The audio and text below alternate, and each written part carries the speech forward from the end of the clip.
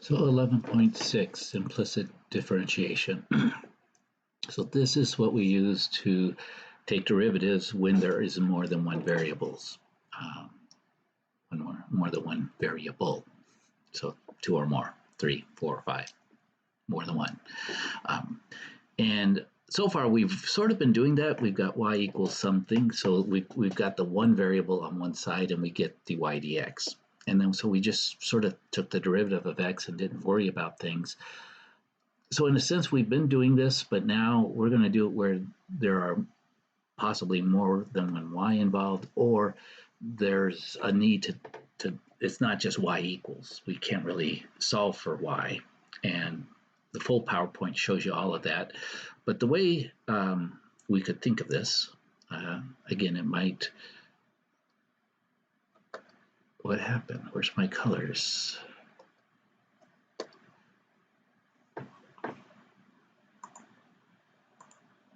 There they are. Okay. Little concerned there. Let's move to green. Maybe that's what they want us to do. So whenever we take the derivative of something with an x variable, we will think of that as taking the derivative of x with respect to x.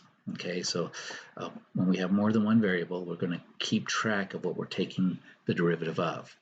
So the denominator is what we're taking the derivative of with respect to, and the top is what we're taking the derivative of. So when we have an x variable, it's dx over dx, which is always 1 and ends up disappearing, and that's why we didn't make a big deal of that before. But when we take a derivative of a y variable, we take that derivative, and you'll see usually it's just y, so we end up with just dy dx, but when it's something like y squared, we're going to end up with something more. But we always have this sort of marker that tells us we're taking the derivative of y with respect to x. So this is actually a rate. And I guess this is a rate, but it's kind of a weird rate. It's a rate that's equal to 1. So here's a brief example how to take this derivative. So what we're doing, and I'm just going to walk you through, is to take the derivative of this equation. You take the 2 down in front. There it is. So 5 times 2. You subtract 1 from the exponent, 2 minus 1, and then you put the marker that you're taking the derivative of y with respect to x. And then when you go to the x part, you go ahead and you take the derivative of x like we've been doing. So the 4 comes down in front, so we got the 3 times 4. You subtract 1 from the exponent, so 4 minus 1, and then you let them know that you're taking the derivative of an x variable with respect to x, and notice this part is what it is 1, right? It's 1, I'll put it there. And then the derivative of 56, it's a constant. Derivative constants are always 0. So then just simplifying, 2 times 5 is 10. While we're at it, 3 times 4 is 12. Subtracting the exponents, so this is y to the first power. This is x to the third power. And then the last step is then we need to solve for dy dx, because that's usually what we're looking for, is what's that particular rate of change. We'll look through some of these examples. Sometimes we're going to have to factor this. Sometimes we have to do some algebraic gymnastics, if you want. And that's what we'll be doing. But the calculus part really is done at this step. So the rest is just to do some algebra to get it solved for dy dx. So notice here, add 12x to the third to both sides. So that goes away. And then we've got 12x to the third here. And then divide both sides by 10y, and we've got it solved. Okay, so that's what we were looking for, is what's dy dx. That's kind of what the question's going to be. And then a few sections down, we'll use implicit differentiation in solving some related rate problems. And you may have already looked at that. Okay, so find the derivative dy dx.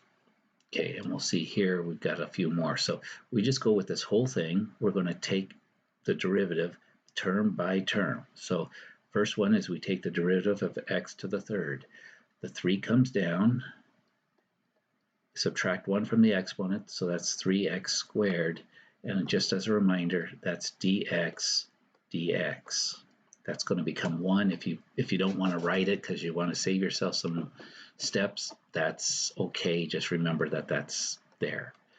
When we take the derivative of y, same thing. The 3 comes down in front.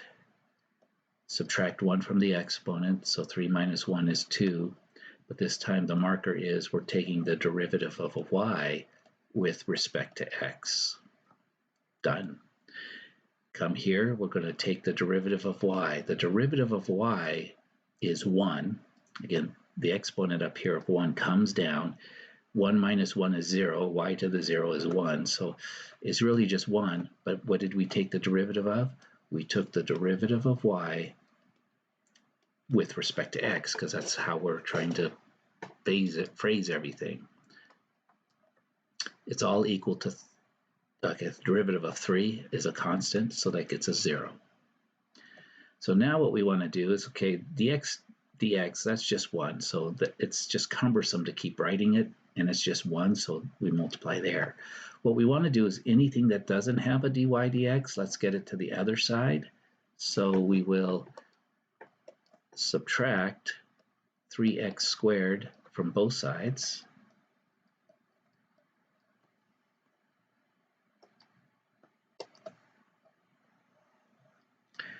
That's 0. So then we have minus 3y squared dy dx plus 1 dy dx. And you'll see why I leave that 1 there. You could take it out, but it makes the next step a little easier, I think. Minus 3x squared.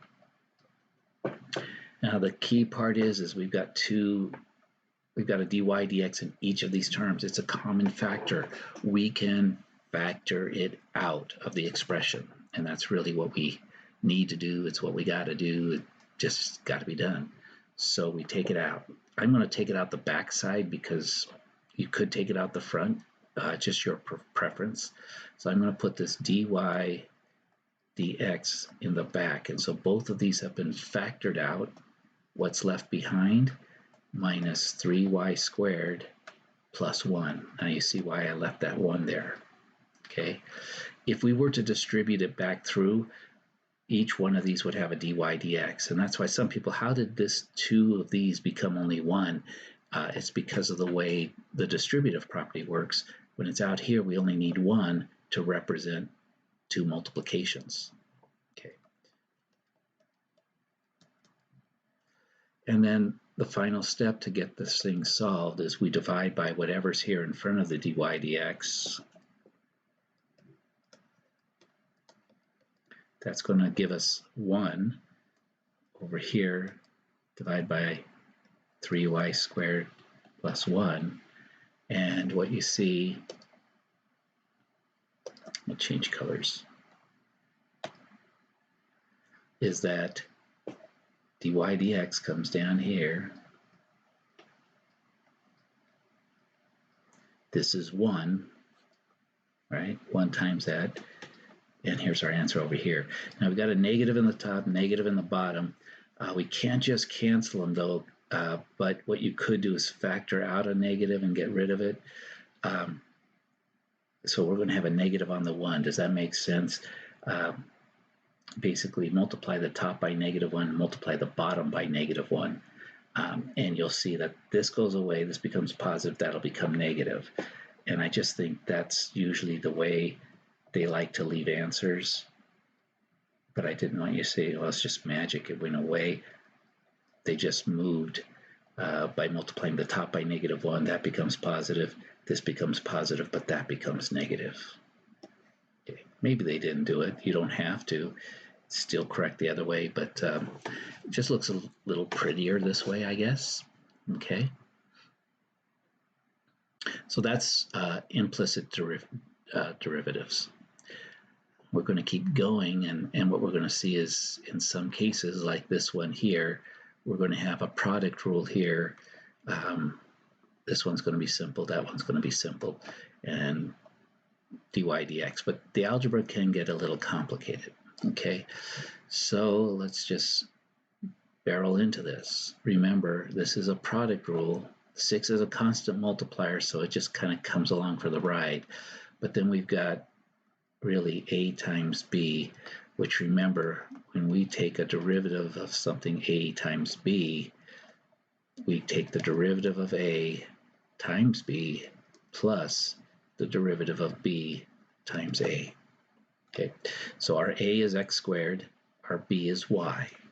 So for this part, we take the derivative of the first part, so that's going to give us 6. The 2 comes down, subtract 1 from the exponent, so that's x to the first power. The y just comes along for the ride. And what did we take the derivative of here? We took the derivative of x with respect to x. Okay, so that's that part. Now it's for this, so we've taken care of this. We're going to add on, we're going to take the derivative of the b, which in this case is y. So what's the derivative of that? Well, again, we've got a constant multiplier here, so we'll just leave it there. Derivative of y is 1, but we're taking the derivative of y with respect to x. Okay, so right, this exponent comes down, 1 minus 1 is 0, so that's why the derivative of y is 1. Not 61, but 6 times 1. And then what happens to the a part? It just comes along for the ride. And I'm just calling a as x squared, so that's times x squared. Okay, so that whole first term becomes this. A little messy, but we'll clean it up in a bit here.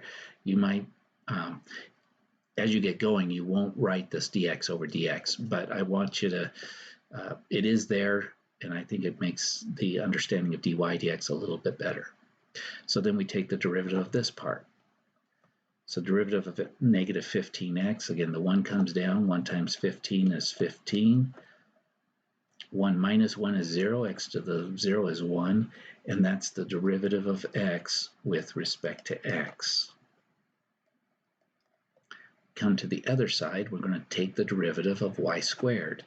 So to do that, the 2 comes down, subtract 1 from the exponent, 2 minus 1 is 1, and then what did we do? We took the derivative of y with respect to x. Okay, now it's cleanup time. Okay, so over here, we've got 2 times 6 is 12. Go ahead and change colors, just I think that'll make it. So we've got 12 xy. And we've got dx dx, that's 1, so we're gonna get that out. We're not gonna keep writing it. This next term, 6 times 1 is just 6.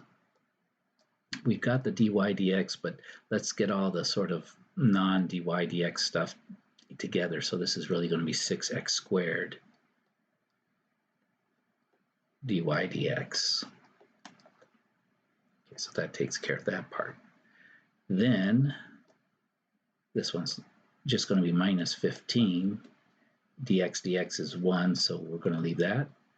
And then on the other side, we've got 2y dy dx. Now, since on the left-hand side, we've got 2 terms that don't have a dy dx, and we need to get the dy dx's together so we can factor it out and solve for it, what we're going to do is we're going to move the 6x squared dy dx. We're going to subtract it from both sides.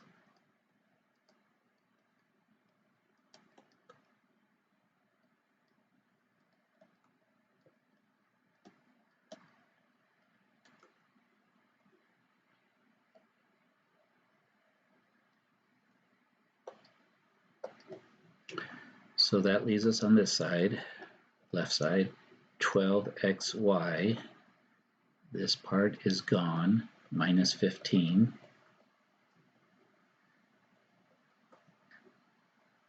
(2y dy dx minus 6x squared dy dx.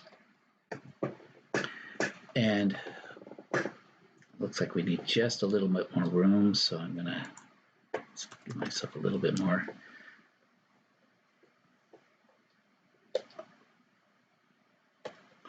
So what we're going to do again is dy dx, we're going to factor that out. I like to factor to the back side.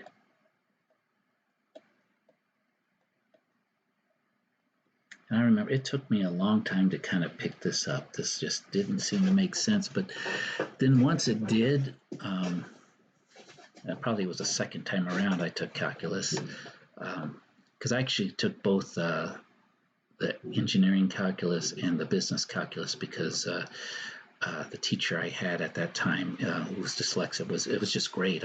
That's why I became a math teacher. I would just start taking classes because I really enjoyed the way he taught. Dr. Crittenden at Portland State University. He's an angel. Also had a really cool car. He had a Lotus Europa. So he's kind of like the absent-minded professor with this really cool car, and he was fast. Really nice guy too. I spent a lot of office hours on the other side of his desk as he worked through things. So we factored out the dy dx, so what's left is 2y minus 6x squared. Okay. 12xy minus 15, and then what's left is we're going to divide both sides. 2y minus 6x squared. 2y minus 6x squared.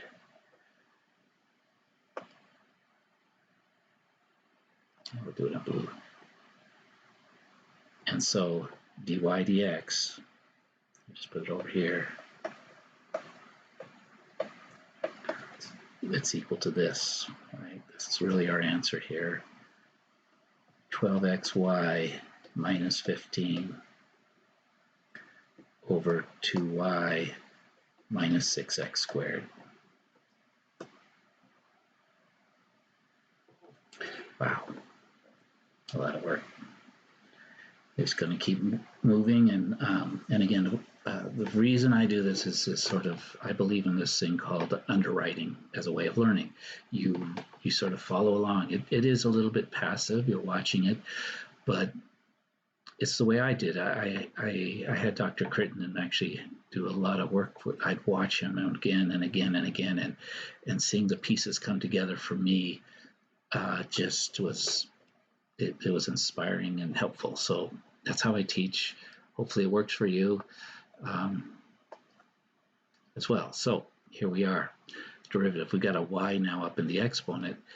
Again, remember with this part, this is an a times b sort of thing. So we've got two parts, and then we've got this little guy by itself.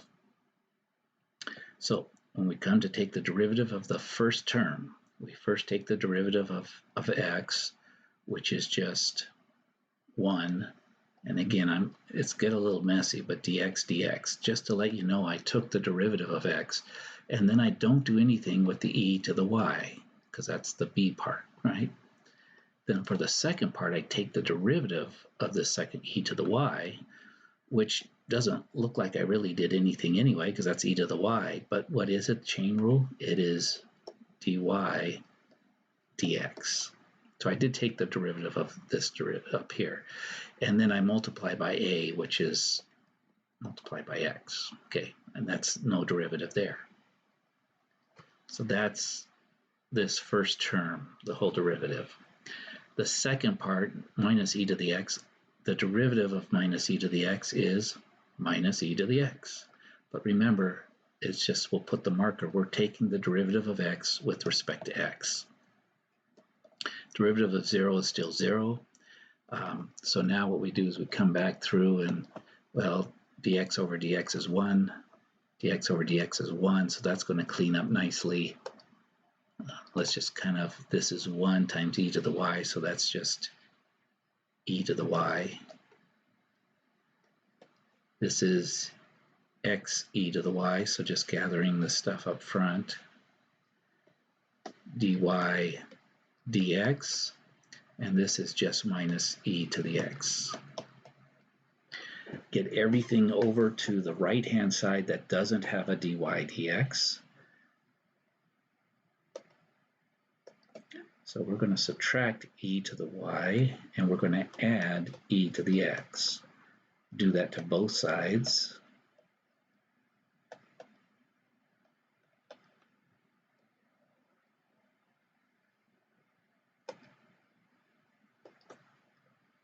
So that gives me x e to the y dy dx. Everything else is on the other side now, minus e to the y plus e to the x. And now I just need to divide by x e to the y.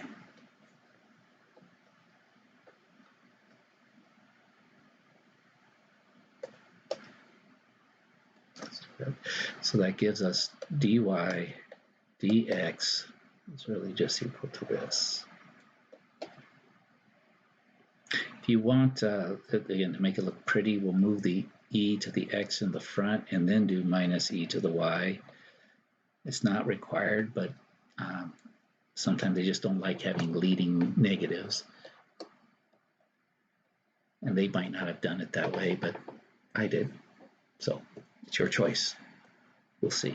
Take a look at the answers. I think this is about it, isn't it? Yeah. So they did. They swapped them just so you don't have a leading negative in front. That's that one. See, how did we do on the one above? We got 12xy minus 15. Okay, so that's a good one to talk about. Notice we have actually the same answer, but they've swapped them so their negatives are different, right? If you were to multiply both of the top and the bottom by -1, which is the same thing as what you'd get, a negative would be on the 6x squared, positive would be on the 2y. So they've got those swapped around. It may be that they went the other way. I'm not sure how they got theirs. I just left mine here. They probably moved them over and then moved this over. But we have the same answer, okay? It really is the same answer. And then what's that first one? 3x squared over 3y squared minus 1. So we got the same things. So we did really well. And let's see, let's peek down here. I think, yeah, maximum, minimum. So that is logarithms and exponentials. And then we're going to look next at maximum, minimum. Got 2 more sections to review, and then the test review will be complete.